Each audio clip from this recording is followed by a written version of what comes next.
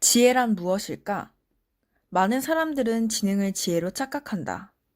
그러나 똑똑한 사람이 곧 지혜로운 사람은 아니다. 이 세상에는 멘사 클럽에 가입할 수 있을 정도의 지능 지수를 가졌지만 지혜는 거의 혹은 전혀 갖지 못한 사람들이 얼마든지 있다.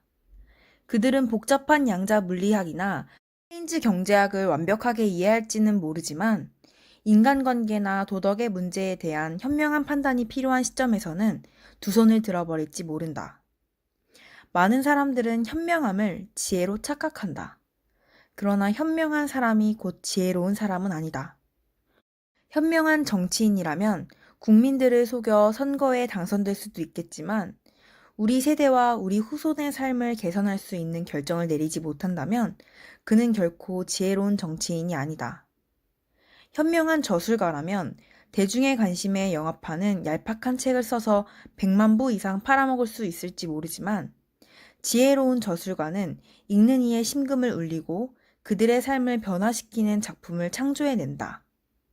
현명한 투자자는 소비재 시장에 뛰어들어 엄청난 돈을 벌 수 있겠지만 지혜로운 비즈니스 지도자는 사회 공헌하는 기업을 만들고 의미로운 고용을 창출한다.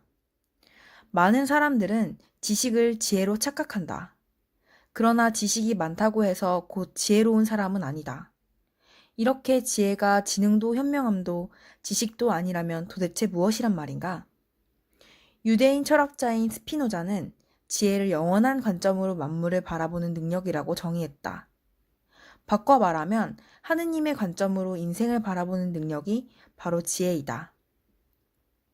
물론 진정한 의미에서 영원의 관점으로 인생을 바라볼 수 있는 사람은 하느님밖에 없다. 이사야서 40장 28절에는 이렇게 쓰여 있다. 너는 알지 못하였느냐? 듣지 못하였느냐? 영원하신 하나님 여호와, 땅끝까지 창조하신 자는 피곤치 아니하시며 곤비하지 아니하시며 명철하니 없으시며. 이것이 바로 하느님의 생각이 자신을 담그지 않고는 진정한 지혜를 얻지 못하는 이유이다. 시편 19장 7절에서도 이런 구절이 나온다.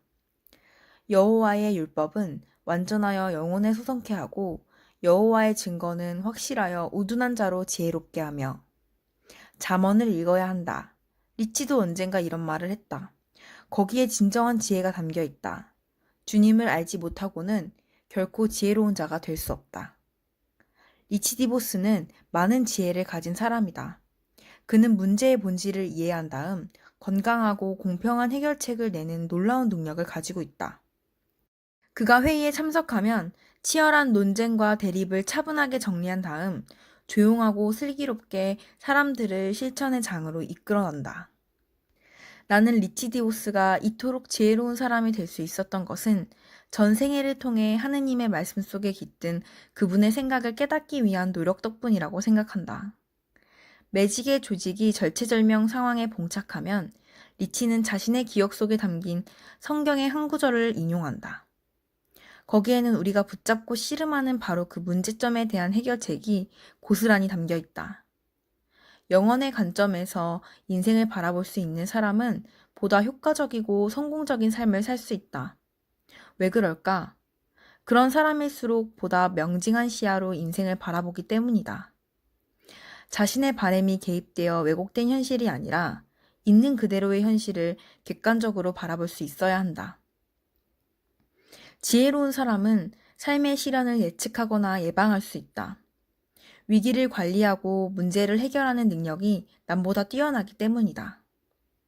지혜는 시련과 고난의 시기에 대응하는 과정에서 그 진가를 발휘한다. 리치디보스는 오랜 세월 동안 당뇨병과 심장병 등 건강상의 문제로 고생을 했으며 2차례의 심장마비를 경험하기도 했다. 보통 사람이라면 이러한 시련에 좌절감을 느끼거나 자기 연민에 빠졌을지도 모른다. 왜 나에게 이런 불행이 닥치는 것일까? 그러나 리치는 한 번도 불평을 하거나 자기 연민에 사로잡히지 않고 이 같은 시련을 이겨냈다. 왜 그럴까? 왜냐하면 그는 지혜로운 사람이기 때문이다. 그는 자신의 문제점을 스피노자의 말처럼 영혼의 관점에서 바라보는 능력을 가지고 있다.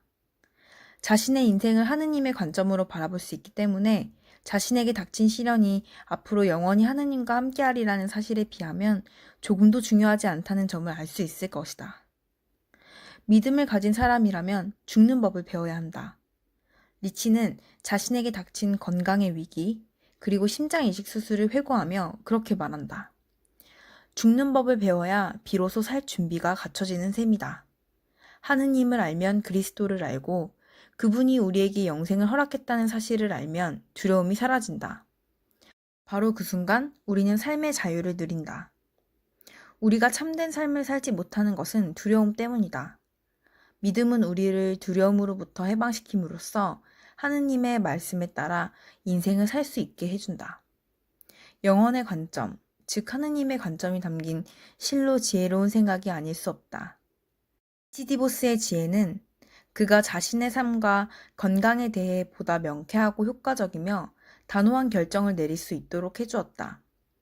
그의 주치 가운데 한 사람인 레리 핀트라 박사는 이렇게 말한다.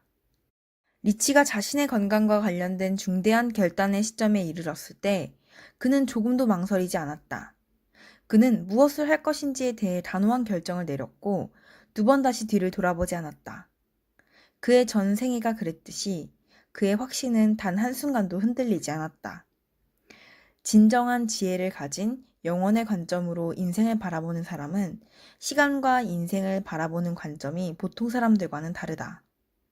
리치의 친구인 폴코는 이렇게 말한다. 한 번은 리치를 비롯한 몇몇 친구와 카리브해로 휴가를 갔다. 그곳은 모든 비즈니스가 이른바 섬 시간을 기준으로 하기 때문에 우리가 들어간 레스토랑의 서비스도 워낙 느려 터져서 도무지 주문한 음식이 나올 기미를 보이지 않는 것이었다. 누군가가 불만을 늘어놓자 리치는 이렇게 말했다. 그래, 확실히 서비스가 느리긴 느리군. 하지만 섬마을에서는 원래 이런 법일세. 그렇기 때문에 우리가 여기까지 쫓아온 것 아니겠나? 너무 시간에 쪼들리지 않고 느긋하게 여유를 즐기고 싶어서 말일세. 우리는 모두 가끔씩 속도를 줄이고 저속 기어로 바꿔 넣을 필요가 있어. 물론 맞는 말이었다. 그 말을 듣자 나는 갑자기 인생관 전체가 달라지고 다가오는 모든 순간순간이 즐거워지기 시작했다. 만약 우리 모두 리치의 삶을 바라보는 안경을 빌려 쓰고 리치처럼 인생을 바라볼 수 있다면 우리는 지금보다 훨씬 더 지혜로운 사람이 될 것이다. 리치는 올랜도 매직을 비롯한 자신의 모든 사업에도 그와 똑같은 지혜를 적용한다. 리치의 말을 들어보자. 하루는 친구 한 명을 올랜도 매직 경기에 초대했다. NBA 농구 경기를 처음으로 관전하는 친구였다. 그는 우리 선수 하나가 2개의 자유투 가운데 하나를 놓치자 나에게 이렇게 말했다. 자유투도 못 집어넣는 선수를 어떻게 $10,000,000나 주고 데리고 있나? 글쎄, 물론 전혀 말이 안 되는 소리는 아니었다. 그래서 어느 날 밤 선수들에게 그 이야기를 들려준 다음 슛의 정확도를 높이기 위해 좀 더 노력하는 게 어떻겠느냐고 주문했다. 자유투만 다 성공시켜도 지구 우승쯤은 문제없어. 그러니 성급하게 생각하지 말고 꾸준히 연습들을 하게.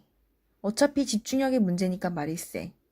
그 뒤로 우리 팀의 자유투 성공률은 크게 높아졌다.